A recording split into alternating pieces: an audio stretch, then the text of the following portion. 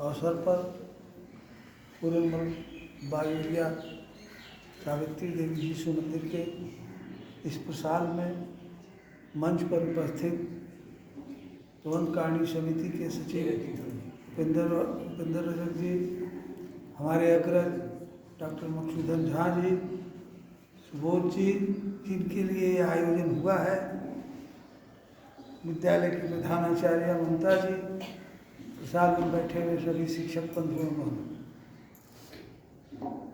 सेवानिवृत्ति होना एक सेवा का सतत प्रक्रिया है।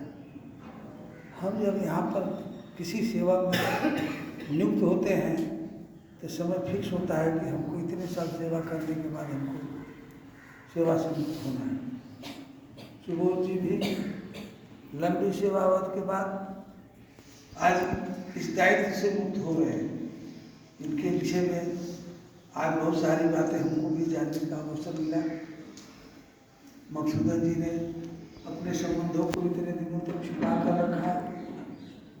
कविता जी ने जो अपने अनुभव शेयर किए वो भी सरप्राइज था कि एक दबंग शिक्षक के रूप में बिल्कुल जानते थे, लेकिन जब से विद्यालय में आए तो मैंने वो ज़्यादा सम्मान तो मुझसे नहीं हुआ, लेकिन मैंने महसूस किया कि एक निहायत सज्जन, कर्तव्यपरायण और समय के अनुशासन प्रिय व्यक्ति हैं, क्योंकि मैं इनको दिखता था एक निश्चित समय पर विद्यालय आना और निश्चित समय पर विद्यालय से जाना, अपने कार्य के प्रति समर्पित रहना।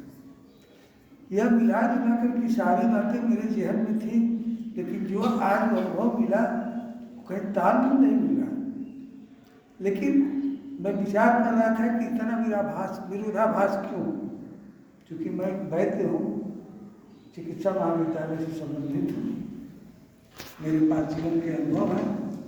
मैंने ये महसूस किया कि युवावस्था में हर व्यक्ति दबंग होता है, चाहे उसकी दबंगई अपने परिवार में चले, चाहे समाज में चले, चाहे मित्र मंडली में चले, हर व्यक्ति के अंदर वो व्यक्तित्व गुण होता है।